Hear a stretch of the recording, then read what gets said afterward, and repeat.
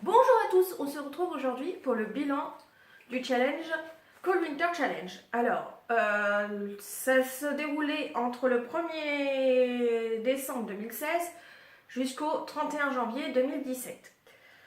Donc au départ, quand je vous avais fait la vidéo où je vous présentais tout, je vous avais dit que je faisais surtout la partie montagne enneigée et peut-être que je faisais la magie de Noël.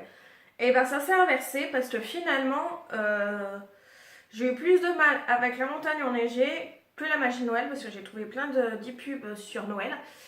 Donc j'ai lu 3 sur la magie de Noël et 2 sur le montagne enneigée. Et la montagne enneigée, je l'ai fini. C'est le livre, c'est pas celui que je suis en train de lire, mais le précédent si je me gourre pas. Donc voilà que j'ai eu un peu plus de mal quand même. Et en plus, j'avais prévu un autre livre pour le deuxième. J'avais prévu Animal tome 2. Et j'étais pas très motivée à le lire là maintenant tout de suite. Donc je l'ai mis de côté. Et à la place, j'ai lu Cro-Blanc. Mais ça sera à la toute fin.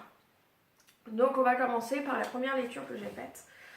C'est La fille de l'hiver. Donc on se retrouve dans les années 20 en Alaska où on va retrouver Mabel et Jack qui ont quitté leur famille, je ne sais plus dans quel coin des États-Unis, parce qu'ils ont perdu leur bébé et donc ils pensent qu'en partant au fin fond de l'Alaska, ils vont réussir à sauver et leur mariage et faire le deuil de leur bébé.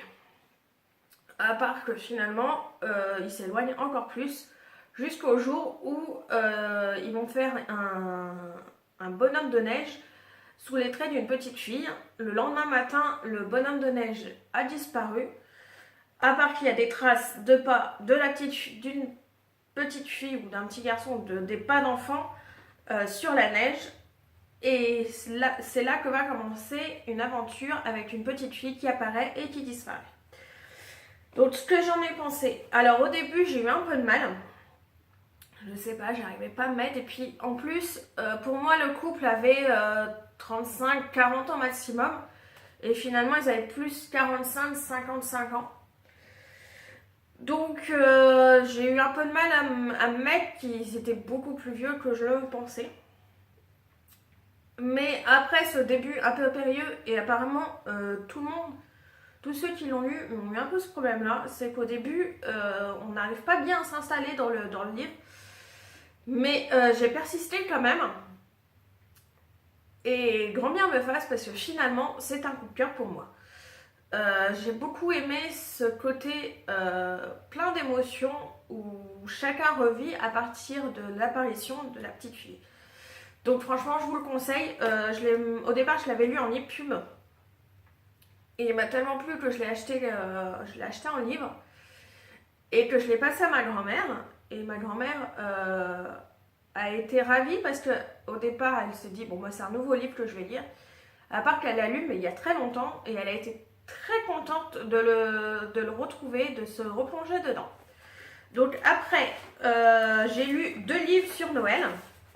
Donc le premier, c'est un tout petit livre. Il faisait que 58 pages, et à la limite, c'est ce qui m'a un peu gênée. Parce que finalement, j'aurais bien voulu qu'il fasse au moins 300 pages de plus. Et donc, c'est Noël entre 2 étages où on va suivre Lou et Nick, qui sont voisins, et qui ont décidé de se faire les pires crasses possibles pour faire craquer l'autre en premier. Jusqu'au jour où ils vont être coincés ensemble, le jour du réveillon de Noël. Et tout va se débloquer entre eux. Franchement, ouais, c'est ce que je vous disais. Il y aurait fait 300 pages de plus où les personnages auraient été beaucoup plus développés. Je pense que ça aurait été encore mieux. Mais bon, j'ai quand même mis un 17 sur 20 parce que ça a été un petit plaisir de 58 pages où je l'ai lu en quelques heures. Et franchement, bravo. Après,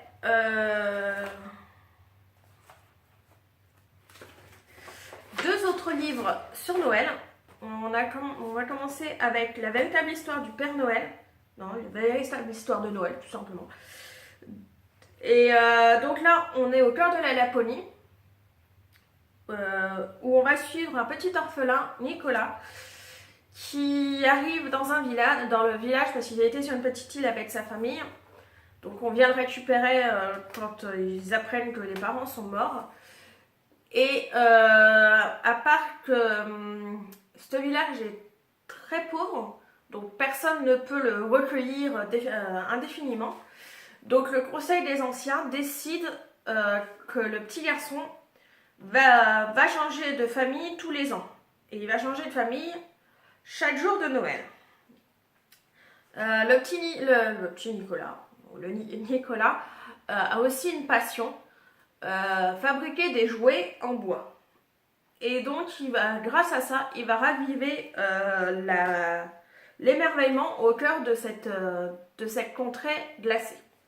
Donc, pareil, ça a été un pur bonheur de lire ça. Où on passe par plein d'émotions, on passe par la joie, la tristesse, le don de soi, le sens du partage. Et franchement, ça fait du bien dans les périodes de fête. Et certaines l'ont lu en tant que calendrier de l'Avent. Comme il y a 24 chapitres, donc il se faisait un chapitre. Alors au départ, comme je ne l'avais pas encore lu, je me suis dit, mais c'est quoi ce bazar? Qu'est-ce qu'ils ont inventé encore à se faire ça, un chapitre par soir? C'est frustrant, quoi. Et finalement, je me suis rendu compte, quand moi je l'ai lu, qu'il y avait 24 chapitres, et que c'est vrai que pour un petit calendrier de l'Avent livresque, c'est pas mal du tout.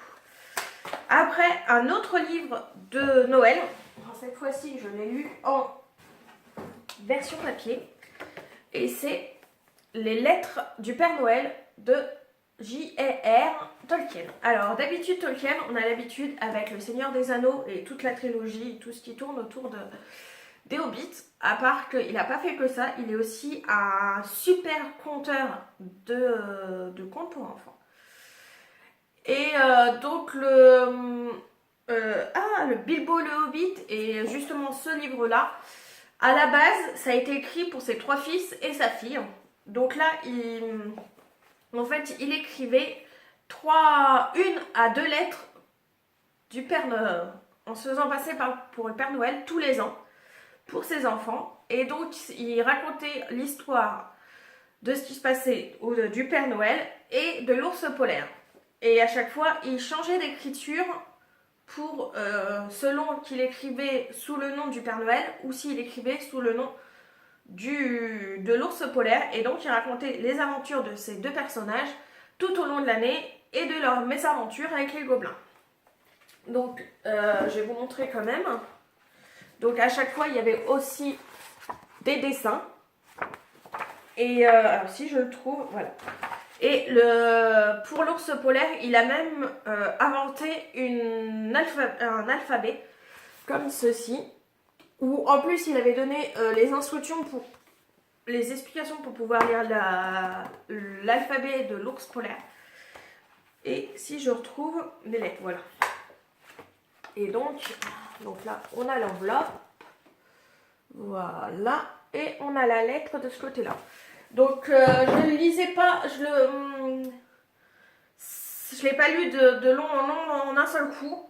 Je me faisais quelques lettres par-ci, par-là, parce qu'il y a un moment où ça m'aurait un peu saoulée.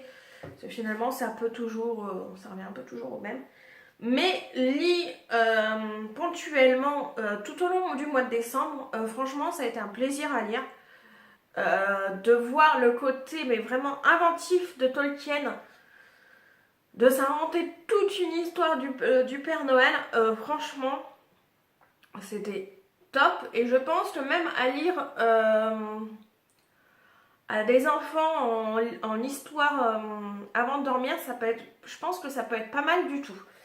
Donc là, je vous ai dit la première lecture pour La montagne enneigée, mais 3 lectures pour La magie de Noël. Et donc on va finir avec mon dernier livre pour valider La montagne enneigée. Et donc ça a été Cro-Blanc. Donc comme je vous disais, au départ je devais lire La Reine des Neiges tome 2. Alors j'ai eu déjà un petit peu de mal avec la lecture du tome 1. Et puis quand j'ai voulu me mettre dans le tome 2, je sais pas, j'ai eu un blocage. Donc je me suis dit tant pis, il attendra soit pour l'hiver prochain, soit quand j'en aurai envie. Et donc j'ai acheté, en fait je l'avais en e-pub. Et en allant au supermarché, je suis tombée dessus et je me suis dit 2,90€. C'est con de se lire en e-pub pour 2,90€ et l'avoir en papier. Donc voilà. À la base, c'était le groupe Révisons nos classiques qui l'ont lancé pour le mois de janvier. Et là, je me suis dit, mais en fait, ça va être top. Ça faisait quelques mois déjà que ça me tentait pas trop les classiques qu'ils avaient mis en place. Et là, je me suis dit, Cro-Blanc, c'est quand même un vrai classique. Un classique. C'est normal vu que c'est Révisons les classiques. Mais un truc con que j'aurais dû déjà lire. Et là, je me suis dit, en plus, ça va pouvoir finir mon Cold Winter Challenge. Donc, au top. Donc, on va suivre Cro-Blanc. Donc, on est dans l'infini glacé du Grand Nord, où on est en pleine sauvagerie de la nature. Et donc, on va suivre Cro-Blanc, qui est mi-loup, mi-chien. Et donc, on va le suivre dans ses différentes vies, où il va passer vraiment de la nature sauvage à être le chien-loup d'Indien.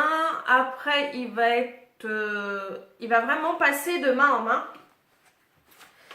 Et ça va le transformer limite en bête sauvage, à part que lui, il rêve que d'une chose, c'est d'avoir une main tendue, pas pour se faire fracasser la tronche, mais juste pour avoir une caresse et changer ce tueur-né qu'il a en lui en animal docile.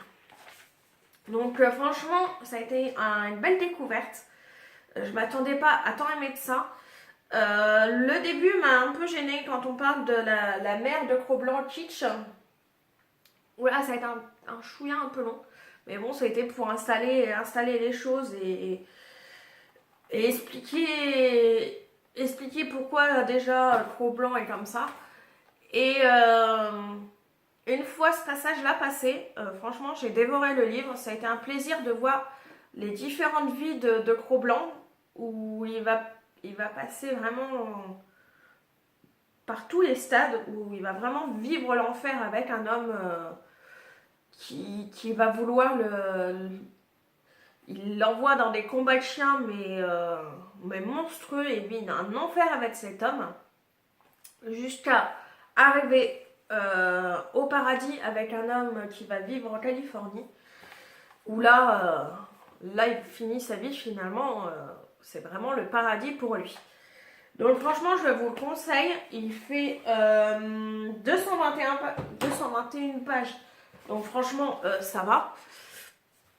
Je l'ai lu quand même en quelques jours, mais j'étais occupée à autre chose, donc après, on le lit comme on peut.